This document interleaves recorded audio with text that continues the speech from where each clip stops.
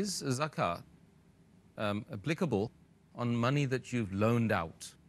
As far as money that is lent, anything lent, whether it is gold that is given on loan, or silver, or money, or currency, the person who owns that, he has to pay zakat on it.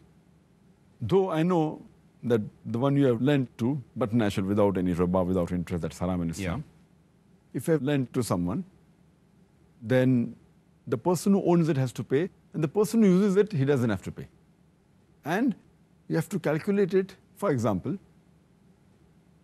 if you have given for a business deal, saying that we share the profit, then it is your money, yet you have to pay the zakat. There are two types of loan that are given. One is secured loan and the other is unsecured loan. If you give to one of your friends or your relatives a loan without any riba, interest, just for the sake of Allah subhanahu wa ta'ala, if it is a secured loan, knowing the person is rich and return it to you, you have to pay zakat every year. So if you give it and about a couple of years pass, maybe 2 or 3 years pass, you have to pay every year the zakat on that amount.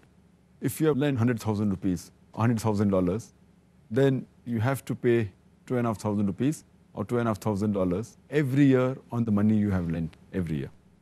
If you do not have the money you have lent is all that you had and you cannot pay zakat, then when it comes back to you, if it comes back to you after 3 years, then you have to pay for the 3 years. That is 3 into 2.5, you have to pay 7.5%.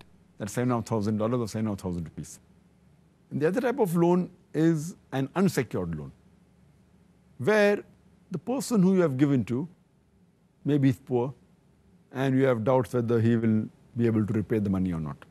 If it is unsecured loan and if you feel that you may not receive the loan you have given, so if you don't want to pay, you need not pay every year. But if you don't get the money, then you don't pay the zakat. But if you get the money maybe after 5 years, then you have to pay for all the years that you had lent. So if you have paid for 5 years, 5 into 2.5, that becomes 12.5%. So you pay 12,500 rupees or $12,500 on that amount.